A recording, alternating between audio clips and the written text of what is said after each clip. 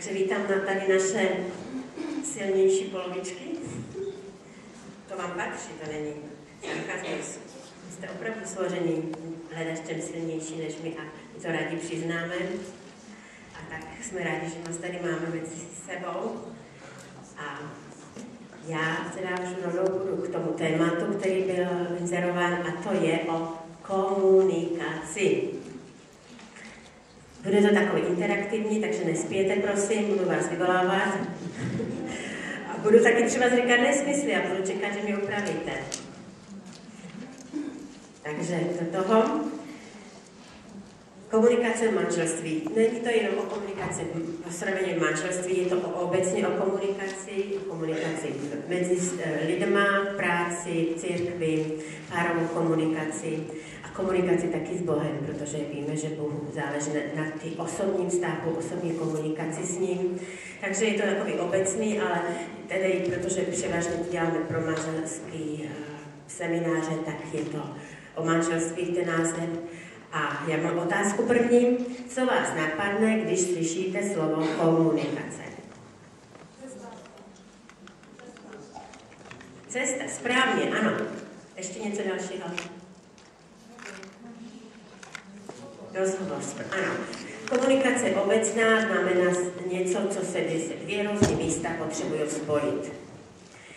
Komunikace je v slovníku charakterizovaná, že to je akt dorozumívání se mezi lidmi a má různé hloubky komunikace a o těch teď budeme mluvit.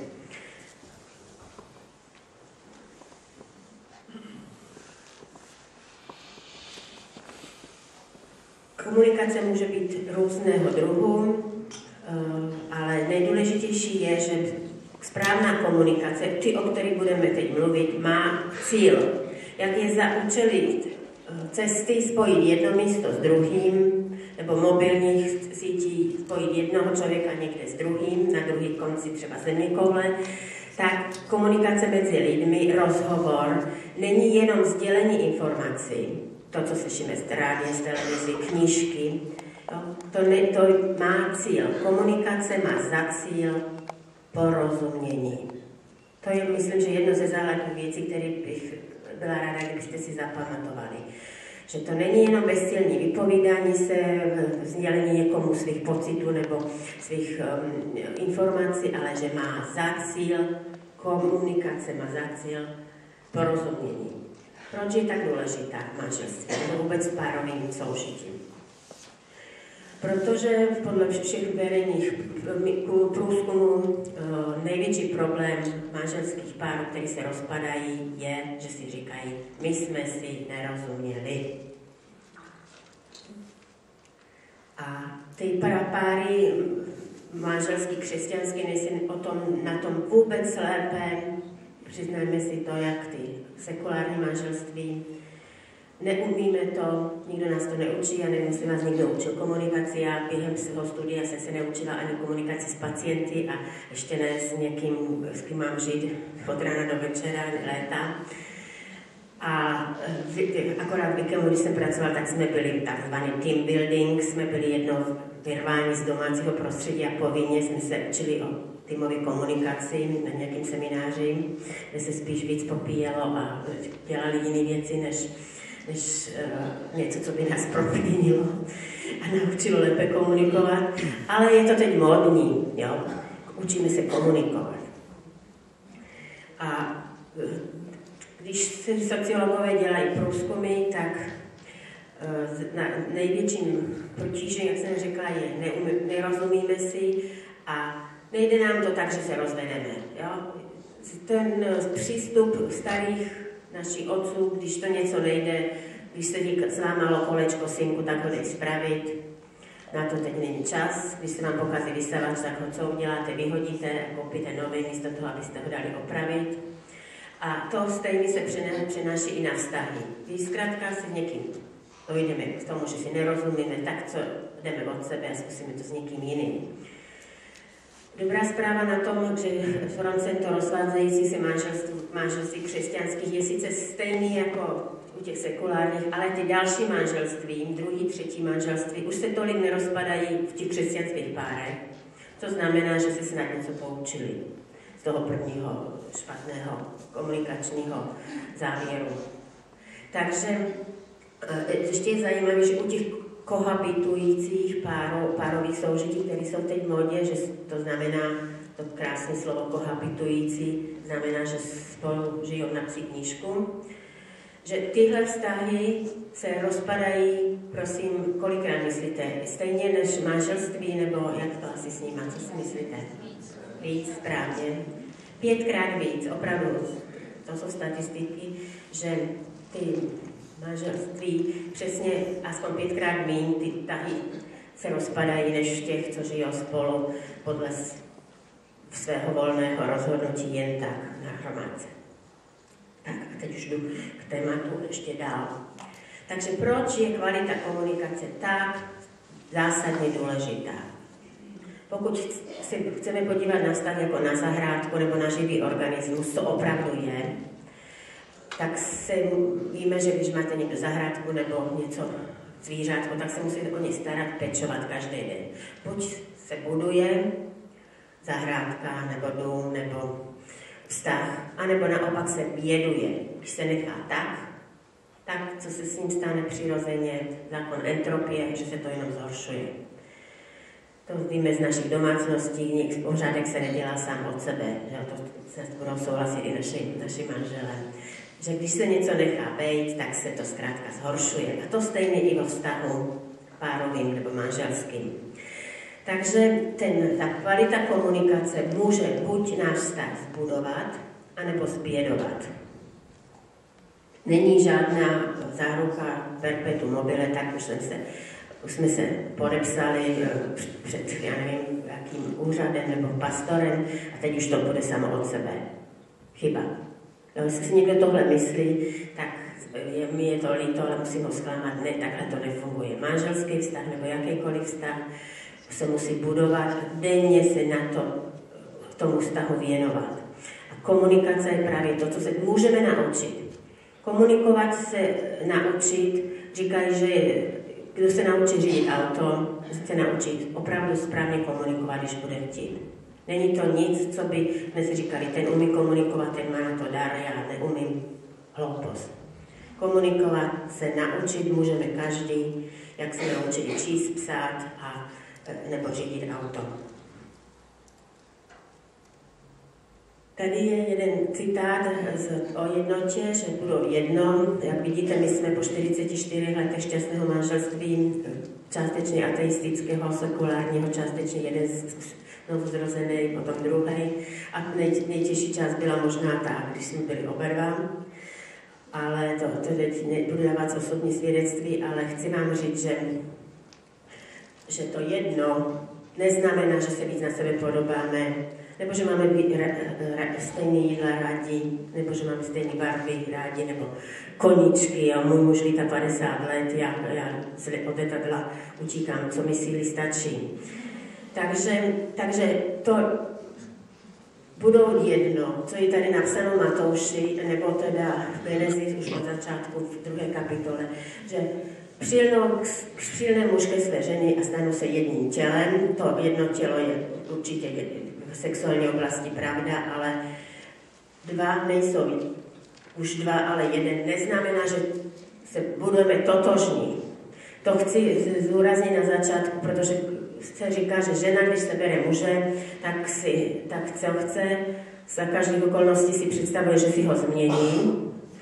A muž zase naopak, když chce, aby ta žena zůstala taková, jako dělá na ty schůzky, na parádě, na milá, usměvavá, veselá, zářící, obdivující, v úctě před svým princem, který se už vidí v bílých šatech a v růžových snech.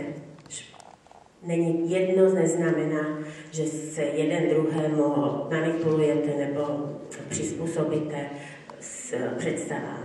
Jedno znamená, že nebudete bojovat proti sobě. Jedno znamená podle mě takový tanec, jako když vidíte na Star Wars, na Star Dance, Tak teď se to popletla. Star Wars. Ano, není to Star Wars, není to žádná válka vězna, ale je to Star Dance, je to tanec spolu. Nakonec se to povedlo. Ano, takhle si zapamatujete víc. Není to Star Wars, ale Star Dance. Jedno znamená, že každý máte svoji roli. Jeden tanečník jde dozadu rokama a vede a druhý dělá jiné figury, ale že jdete v souladu. Že zkrátka máte stejný záměr, stejný cíl, že si chcete porozumět. Protože o manželství není o ničem jiném, než o porozumění a odpouštění si. Odpouštění bude Markéta další hodiny, ale tady to jenom chci říct, co je to jedno, že někdy si to představujeme to jedno opravdu špatně. A nevím, jestli jste někdy měli nějaké kázání o tom, co to je jedno nebo jednota v církvi, ale je to soulad v rozdílnosti, jedinečný, absolutní rozdílnosti, čím dál tím víc se rozumíte a máte pocit ty harmonie. Jo. Představ si opravdu nějaký nejkrásnější taneční pár, který se vám líbí, jak opravdu jim to, jak to je dohromady, jak to je nádherný, když dvě rozdílné lidské bytosti, ještě tak rozdílné jako muž a žena například, dokážou podle jedné hudby zatancovat nádherný tanec a je v tom nejenom radost, ale je v tom opravdu nějaká síla. To dva, když udělají jedno, když jsou soulad, harmonii mezi sebou a v křesťanském manželství harmonii s Bohem. To je trojjediný svazek.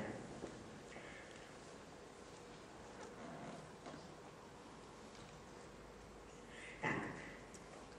Ale teď co za to? Každý asi by si tohle přál, ten nádherný Star Dance je cílem každého určitě nevěsty, ženicha.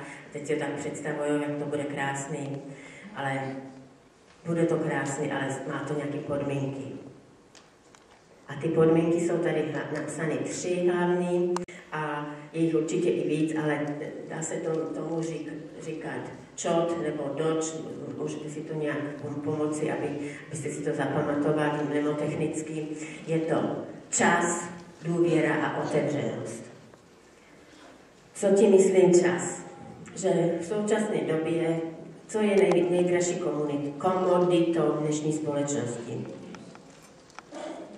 Já si myslím, že opravdu čas. Představte si, málo lidí řekne, nemám peníze, ale kolikrát já za den řekne, nemám čas. Takže věnovat tu nejdražší komoditu čas. Je zajímavé, že ten čas se neskrátil, neurychlil, ale že zkrátka, čím máme víc technických možností, které nám šetří čas, tak tím méně máme času. Ale to je o jiným kázání. Je napsáno, že Bůh že všechno má svůj čas a opravdu my jsme pány svýmu času. Kromě toho, že teda 8 hodin nebo kolik věnujeme, my bychom měli věnovat práci, maximálně 6 dnů v týdnu, to je boží řád, tak o tom, to je, my jsme pány svého času, zkrátka, tu je taky první důležitý. Nikdo vám čas nekrade. Slunce se otáčí stejně rychlostí, jak před 2000 lety nebo 3000, když napsal kazatel tohle. Všechno má svůj čas a veškeré denní má svoji určenou chvíli. Další věc je důvěra. O tom, že byli dva na Asii a nestyděli se, to taky známe, to slovo z Genesis. A je to vlastně něco, ta důvěra a otevřenost jsou docela spojené nádoby, že když jsem si vybrala toho svého partnera za celoživotního, doplňujícího mě člověka, tak bychom měli opravdu být před sebou nahý a nic neskrývat. Chci tady říct, že Bible není napsáno, že máme mít nejbližšího člověka ani kamarádku, ani maminku, když jsme vdané, ani cokoliv jiného, svůj deník, ale aby jsme opravdu ten nejbližší je nás manžel. Takže doporučuji, pokud to děláte, tak nepomlouvat nebo nebavit se o problémech svého manžela nebo o svém manželovi s nikým jiným, jen se svým manželem. Nikdo by nám neměl být blížnější než náš manžel. Jo? Možná, že vám to zní divně, ale pokud jsme ve vztahu manželském, tak není náš nejbližší blížní kamarád v hospodě, ani moje nejbližší kamarádka, s kterou si u kafička tak dobře vypovídám, jaký mám problémy se svým manželem, nebo dětma, nebo vůbec problémy. Ale nejbližnějším po boku je náš manželka. A o důvěře, to je o tom, že opravdu si důvěřujeme, že to nezneužije ten druhý. A to pozor ženy, jako já myslím, že máme tendenci někdy opravdu místo toho, aby jsme si ctili naše manžely, že máme tendenci nějakým způsobem je řešit s někým jiným. A to je špatně, na tom se nemůže oslavit. A jak říká váš, teda je pastor, emeritní pastor Bubik, když jsme poslyšeli naposledy v Havířově, ženo, vytáhni kopí poddanosti a zasáhni a pak bude Bůh jednat ve vašem vztahu. Ale pokud budeme my důvěřovat víc psychologům nebo psychoterapeutům nebo svým nejlepším kamarádkám nebo dokonce utíkat za svými bolízkami k maminkám a nevykomunikujeme si to s manželami, tak to není dobrá cesta. Jo? Můžeme si to vybrat. Bůh nám dává svobodu. Ale není to ta cesta, který se Bůh oslaví a kde jeho moc se ukáže. Takže tady máme různých úrovně komunikace, že komunikace má povrchní úroveň, od 1 jdeme dolů, když si sdělujeme jenom fráze. Říkáme si, dobrý den, ahoj, jak se máš, pokoj s tebou, nashledanou. Jo? Tady jsme absolutně bezpečně v bublině své osamelosti, nikdo se o nás nic nedoví, zagarantujeme, ale taky nenavážeme žádný vztah.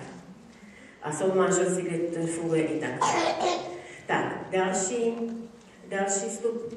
hloubka, další stupeň, kde si sdělujeme fakta. Venku prší.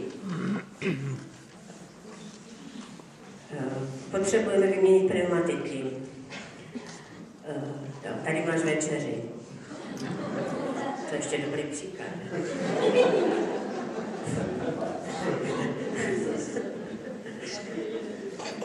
Ano, běž si. Tak. Ty dva stupně komunikace jsou takový, to se vlastně není komunikace. A ta komunikace začíná, když si začneme sdělovat myšlenky. Jo? Myslím si o tom tohle a tohle. Jo? To už se trošku odkrýváme, ten blok spadá a už se od nás ten něco doví. Tak možná něco chytrýho, možná taky si pomyslí, no tak něco, ne zrovna pozitivního, ale už se odkrýváme a začínáme komunikovat, začínáme ukazovat sami sebe. Další a ten, o kterém chci mluvit, co manželství a vůbec kdy začínáme se odkrývat, je, když sdělujeme své emoce. Z toho jsem měla radost, tohle mě zarmoutilo, tohle mě zabolelo, z toho mám strach, tohle je, zkrátka, z toho se obávám, jo? Pozitivní, samozřejmě, to rádi slyšíme, ale taky negativní. A já můžu říct, že mi dlouho trvalo, než jsem se naučila i se svými synami, i s manželem říkat o svých negativních emocích. To jsme se mluvili o tom, že ty emoce mají velkou tendenci a se skrývat pod koberec a máme tady sílu, která se o to moc snaží, aby jsme emoce neprojevovali a aby jsme ji schovávali pod koberec a pak v nečekanou chvíli to vybouchne jako sopka.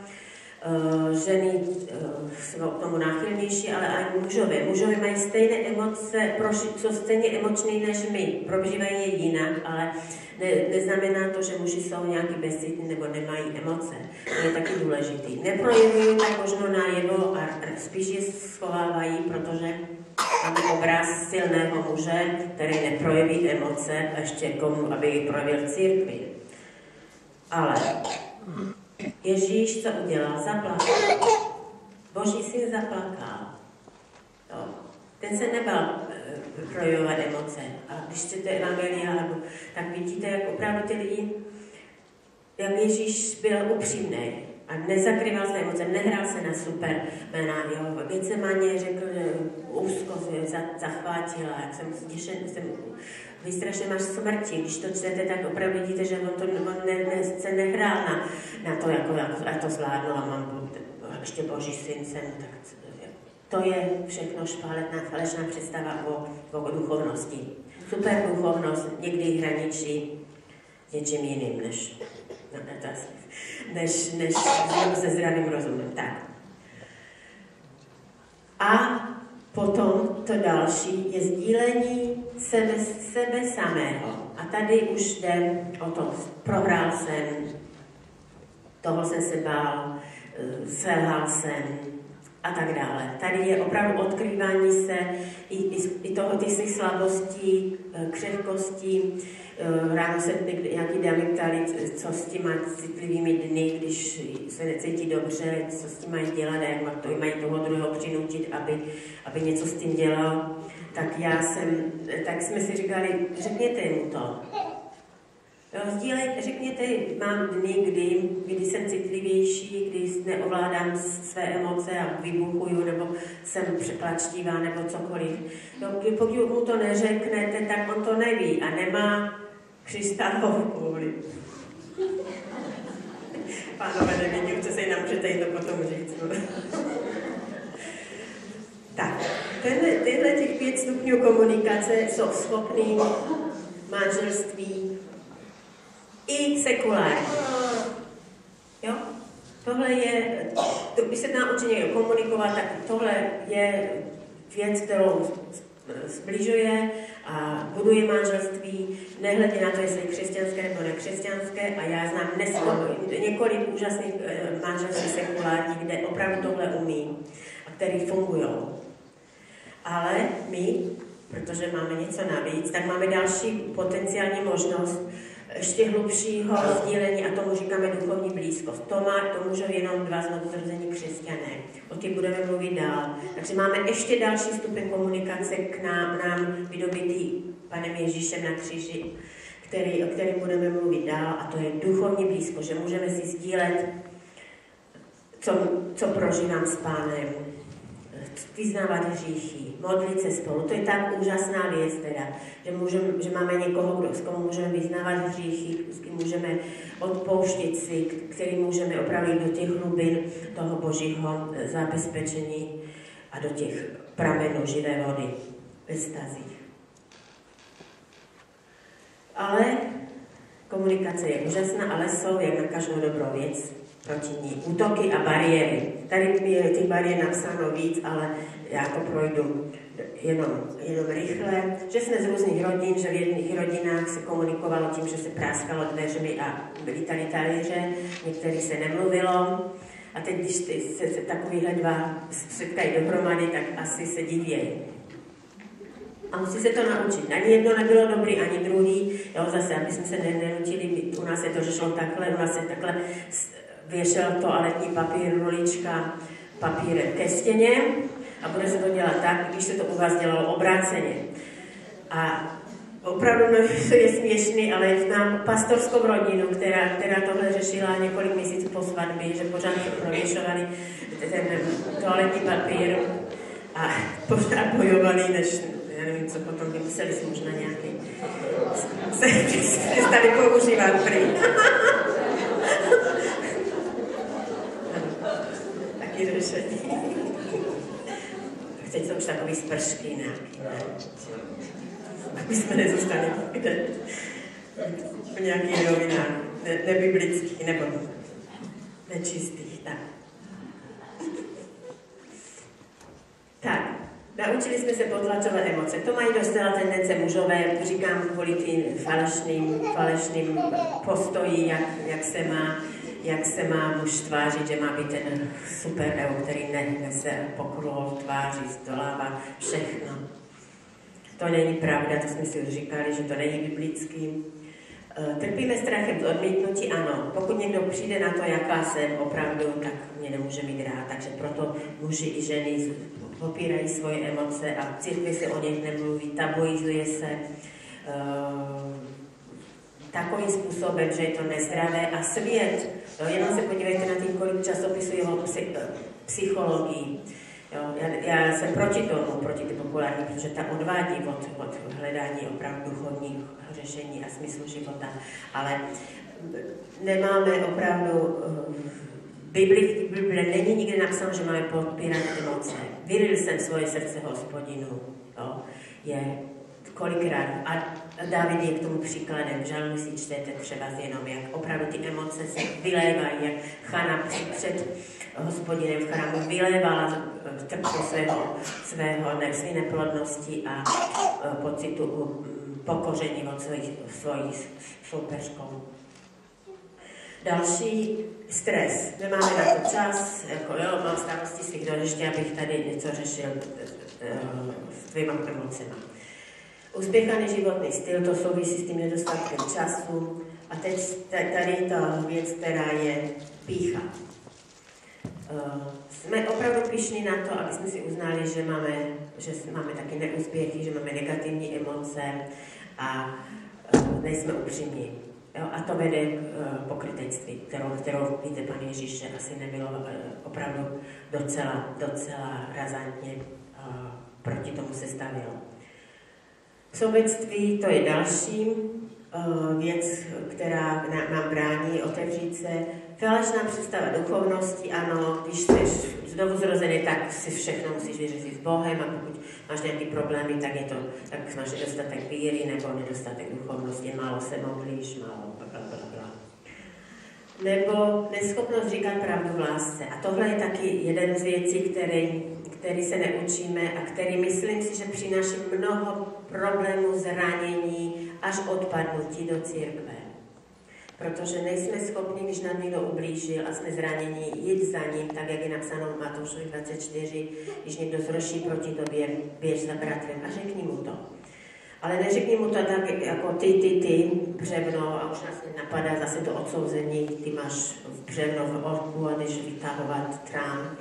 Ale když to řekneme v lásce, tak nejenom, že tomu člověku pomůžeme vidět to, co dělá špatně a přivést od pokání, ale zabráníme, aby se to šířilo jako rakovina dál. Jo, to opravdu na řešení hříchu nebo zranění v církve je úžasný, nebo vůbec ve vztazích mezi křesťany. Úžasné slovo Matouš 24. Zřešili tvůj bratr, běž za ním, řekni mu to, odmítneli to, ale v lásce. A protože nemáme lásku, tak radši to neřekneme vůbec. On by se urazil, naštval, přestal by chodit do církve, přestal by platit desátky, přestal by... A je to ten bludný kruh, ve který se opravdu těší a tetelí, akorát je náš nepřítel.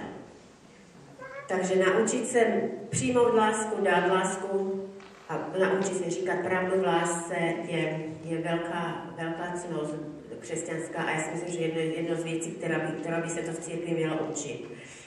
A když si to naučíme říct mezi sebou, tak si potom lehčí říká v církvi nebo i mimo církve, protože říkat pravdu bez lásky je toho člověka ponížíte, opravdu to není ono, toho tak akorát udupete. A nebo jenom všechno je v pořádku, milujeme se, tak proč bychom si bratři nepůjčovali a nevraceli a nedělali různé zlé věci, tak to je taky špatně, protože tím se šíří opravdu hřích jako rakovina, zranění jako rakovina a tím, kolik let se doprovází lidi, křesťany, kteří jsou zranění opravdu v těch nevyřešených situacích, v hlubokých zraněních v církvích je tolik, a na který se potom jako na návnadu natahuje hořkost, psychosomatika, deprese a další věci, až opravdu odpadnutí, protože pokud církev není nemocnici pro ty zraněné, tak ale naopak dobíjíme svý bratry a sestry. Tak je to špatně.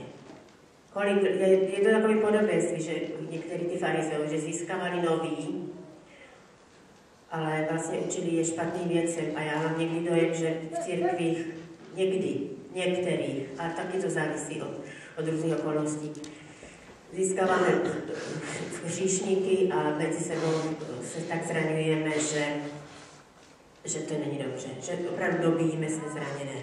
Je mi to velice líto říct, ale tohle je Boží vůle. Takže naučit se říkat pravdu v lásce a tam je k tomu Efeským, buďme pravdiví v lásce, ať ve všem dorůstáme v Krista. Ježíš říkal pravdivé věci, říkal to v lásce a nebál se to říct. Tak k tomu, aby jsme se naučili pozitivně komunikovat, je zapotřebí, aby ten vztah mezi mnou a mým protižkem byl prioritou, po Bohu první, a na to, aby byla komunikace manželství opravdu zdravá a hluboká, je zapotřeba ušetřit tu nejdražší komoditu, čas a energii. Unava. Jsem unavený, mám všeho dost, pustím si televizi a nechci nic slyšet. To je přesně to, co zabíjí opravdovou zdravou komunikaci. Komunikace má 3 složky, já tomu říkám, že to je 3 doby. Tanec, 1, 2, 3, válčík, vyjadřování, naslouchání a odpovídání. Vyjadřování jsou různý, máme tendence buď se vyjadřovat fakticky, což mají víc tendenci muži, technicky, 1, 2, 3, tak napíšeme si to, vyřešíme, konec, a naopak ženy mají tendenci spíš to tak nějak kolem, rozpovídat se a opendlit. A je pro ně těžké nedat na jeho pocity. Naproti tomu mužovi nebo tomu typu, který je fakticky je uzavřený a těžko projevuje emoce. Oboje je dobré, ani jedno, ani druhé není na odsouzení, ale je potřeba se naučit toho druhého brát taky, jaký je. Musíme mluvit, když mluvíme, tak aby to bylo jasně, otevřeně a promyšlený. Biblický jazyk je velice jasný, Žálm 23 má, nevím, kolik jsem tam někdy napsáno kolik slov, to je jedno, no zkrátka, aby jsme nemluvili 2 hodiny, ale aby jsme si dopředu promysleli, co chceme říct, o to jde, aby to bylo ve steku, aby jsme se opravdu našli čas na komunikaci, když máme čas, když nám je dobře, když nejsme hladoví nebo naštvaní, nebo naopak nějaký noční premenstruální tenzi. Pozor, náš jazyk je nesmírně výkonný nástroj, to každý víme. Teď, když chceme něco říct, tak co řekneme, jak to řekneme a kdy to řekneme. Jo? Tady je to důležité, aby to bylo klidu, aby jsme se na to připravili. My třeba s manželem se snažíme, když potřebujeme něco zkomunikovat, tak si to napíšeme na ledničku. Co ten, kdo potřebuje komunikovat, napíše na ledničku problém nebo téma a domluvíme se, že později do 7 dní se k tomu sedneme. Najdeme si na to čas, procházku, kafe, restauraci a nevím co, aby jsme se k tomu vrátili a aby jsme opravdu v klidu bez rušivých elementů, bez spěchu, dobře najedení, nejlépe muži. Může to být nějaká romantika k tomu, svíčky nebo cokoliv, to je jedno. Takže zkrátka musíme se k tomu na to připravit a ten 7denní čas je podle mě Bohem určený, že si budeš pracovat 7 odpočívat, takže jeden den v týdnu by měl být vyhrazený na to, že děláme něco jiného než běžně a jedno z těch věcí, která by mohla být ta, kterou neděláme běžně v tom spěchu pracovním a povinností, je, že si sedneme k tomu, aby jsme si vypovědali, co jsme potřebovali, co potřebujeme. Naslouchání, to je jeden povídat, druhý naslouchat, to neumíme taky moc. Je možná naslouchat falešně, koukám na televizi nebo si něco přemýšlím a neposlouchám vůbec, jen tam sedím. To je ten citát, kdo má uši slyšení slyš, kolikrát je to v Biblii, že ne každý, kdo má uši, jak kdo není hluchý, poslouchá. Někdy máme obrany naslouchání, že slyšíme jenom že slyšíme jenom to, co chceme, selektivní, anebo obrané, že reagujeme až na to, co nás provokuje, co se nám nelíbí a hned skáčeme do řeči. Tady ten správný postoj je, můj manželka má přednost před vším ostatním, chci porozumět, není můj nepřítel a pozor, přerušování zkracuje komunikaci. To se učíme pořád, protože oba dva jsme, ani jeden z nás není flegmatik, tak to je dobrý, pozitivní. Ne. Chci říct, že oba dva máme s tím problém, že se neskakali do řeči, takže na to jsou taky nějaké pomůcky, pokud vám můžeme říct. Odpovídání, takže jeden mluví, druhý naslouchá, ale teď pozor, je třetí krok, nekončí to dvěma kroky, ale já musím tomu druhému dát najevo, že jsem dobře rozuměla to, co říkal. Jo, to je ta zpětná vazba, že, protože my opravdu kolikrát slyšíme něco úplně jiného, než ten člověk nám říká. A proto je dobré takové otázky, jako myslím si, že je tohle to, co jsi mi chtěla říct, nebo rozuměl jsem ti správně, když jsi řekla, jo, nebo myslím, že tomu začínám rozumět, ale ještě bych to třeba, jo, je to takhle, tak jak jsem to pochopil. Tohle je velice důležité, jo, protože bez toho opravdu dochází k velkým nedorozuměním a tichá pošta je v manželských vztazích docela někdy velice zajímavá. Tady jsou ty ujasní otázky, které se můžeme naučit, jak jsme se ráno říkali o ty větě, když někoho potřebného doprovázíme, co bys teď ode mě nejvíce potřeboval, jo? To se můžeme naučit a mít to opravdu zálohu. Tak tady v tomhle, když se komunikujeme s manželem, je dobrý klas otázky, rozumím ti dobře, nebo jak si to myslela, když jsem řekl, a ujasňování závěru, když už teda skončíme tu komunikaci, aby jsme dali najevo, že jsme porozuměli tomu druhému, a tak ještě můžeme říct, co byste zeptat se, co byste ode mě nejvíc potřeboval. Někdy, a to já říkám svému drahému milovanému, nepotřebuji, Máčko, abys mi to řešil. Jenom ti chci, abys to vyslech. Jo? Takže to taky, myslím si, že je dobrý mít na to v tom svobodu, i když někdy, ne vždycky se to povede, že to ten druhý akceptuje. Protože muži jsou zkrátka naši instruktoři. Někdy. Tak, na co se máme soustředit? Na to, co říká, a ne jak to říká, na to, co mi chce říct, a ne každý slovo, aby opravovalo, tady bylo to nesprávně, nebo že to použil si nespisovné slovo, miláčku.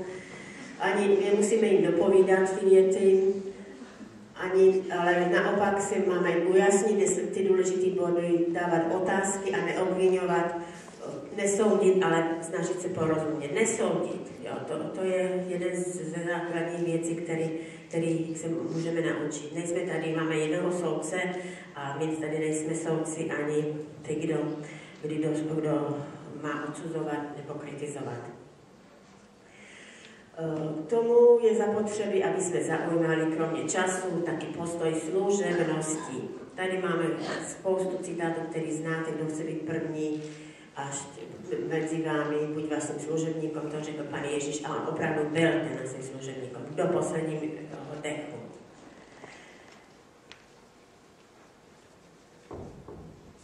Takže ještě poslední slide. Když se naučíme komunikovat za normálních okolností, nic se neděje, nerozumíme si, barvy je pokoje nebo kam na dovolenou, a naučíme se to správně komunikovat, respektovat toho ten druhý názor, že může mít jiný názor, že já nejsem tady, abych manipulovala a tlačila ten svůj názor, ale aby pochopila, co ten druhý myslí tím, že to třeba se mu nelíbí. A když se to naučíme v normálním, běžném životě, tak jsme připraveni na komunikaci v období životních zkoušek. A dobrá zpráva, nikomu se životní zkoušky nevyhýbají. Jestli jimi to procházíte, anebo naopak procházíte životem bez zkoušek, tak se buďte jistí, že jednou přijdou. No, to není strašný, to je realita. Je puberta dětí, nemoci, malé dítě, důchod, nemoce, ztráty, úmrtí, příbuzných, přátel. Jo, to všechno jsou reality života. A když se to naučíme opravdu komunikovat, nevzdalovat se jeden druhému, ale když jsou problémy, tak přijde ještě víc k sobě blíž. Sdělit své potřeby. Teď potřebuji, abys mi držel za ruku. Jo. Teď se potřebuji vybrečet. Teď potřebuji, abys byl sticha. Jo. Ale abys byl sebou. Teď potřebuji ven. Nebo cokoliv. Teď potřebuji, abys mě nemusela vážit. Jo. Nebo abys měl pokoj od dětí. Já nevím, cokoliv. Jo. Ale sdělit to. Jo. Opravdu křišťálová koule není to, co náš manžel musí mít a je to nerealistické očekávání, aby on nás četl. Kdybys mě miloval, tak bys věděl, miláčku, co prožívám. To je opravdu hloupost. Když někdo bude stavět na tomhletom, což mají teda ženy větší tendenci, tak je to trošku už to zabíhá do toho, že asi ten manžel hold nenaplní se jeho všechny potřeby, protože když nebude vidět, co jsou naše potřeby, tak jak je může plnit. A třeba tam bude nosit místo kytek syrečky domů, když vás bude si prokázat lásku. Když nebude vidět, jako máte ráda kytku, tak asi bude nosit ty syrečky.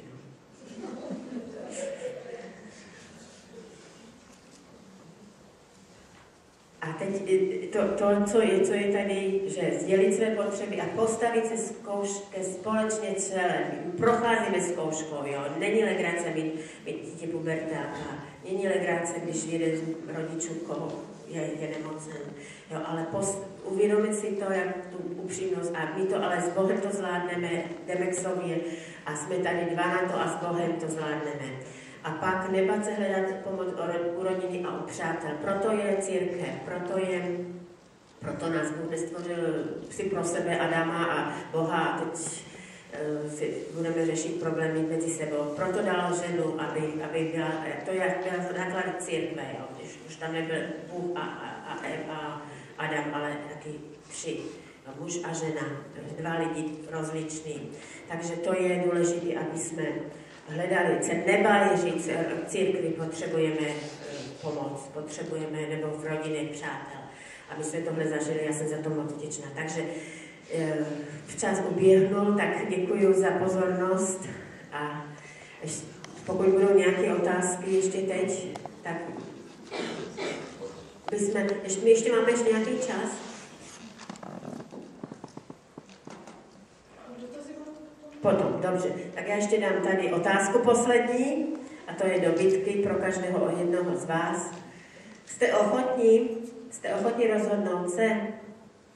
Pozor, vůli máme svobodnou do konce života. Když jsme křesťané a odevzdáme se plně Pánu, tak můžeme se rozhodnout k tomu, že se budeme snažit pozorně naslouchat svým bližním, svému nejbližnějšímu bližnímu manželce nebo svým dětem, rodičům, pokud jsme ještě neprovdaní. Že se naučíme naslouchat, že budeme dávat najevo své myšlenky, pocity a potřeby. K tomu je třeba pokoru. A jsme ochotní rozhodnout se k tomu, že budeme pracovat na komunikaci jako na celoživotním procesu. To je výzva, zároveň si to můžete každý odpovědět a pokud si řeknete ano, tak vám zaručuju, že naše rodiny, naše manželství budou jiný, budou voňavé pro ty lidi, kteří neznají Pána. Budou voňavé naše rodiny, naše církve, protože tohle je boží plán pro nás. Se prohlubovat vztahy a ten nejvyšší dár je láska. A to je opravdu o vztahu mít toho druhého za přednějšího než sebe, o vztahu porozumět mu, přijímat ho bez rozličnosti, odpouštět a naučit se v ty rozdílnosti opravdu být radostný, v rozdílnosti růst a obohacovat se vzájemně. Takže stojí to za to. To vám garantuju, že pokud se pustíte na tuhle cestu, která není lehká a není automatická, jak jsem řekla na začátku, ale přináší opravdu bohaté ovoce, které bude vidět. Jo? V začátku třeba to nebude vidět, jak ovoce, když teď ty stromy kvetou, ale za chvilku ty ovoce vůbec nebude vidět. Bude zelené jako listí stejně, ale bude tam růst a v pravý čas to jabko bude červené a bude z dálky vidět a ta broskev bude oranžová nebo růžová a zkrátka bude vidět. Takže pak ty sousedí kolem nebo ty lidi ze světa přijdou a budou se ptát, jak to, že u vás to funguje.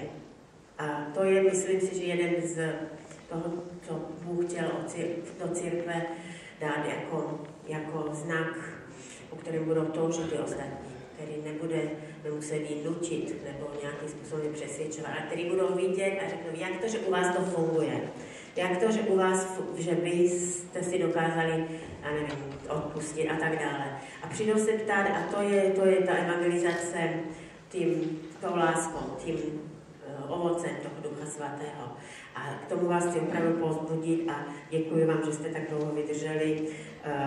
Teď po tom jídle sice jsem vás moc netrápila, ale ještě lepší to bude za druhý hodině, kdy se budeme bavit o konfliktech, který taky, myslím, si neumíme řešit biblicky a který má Bůh řešení. Takže já bych asi opravdu tímhle skončila a přidala slovo naší milé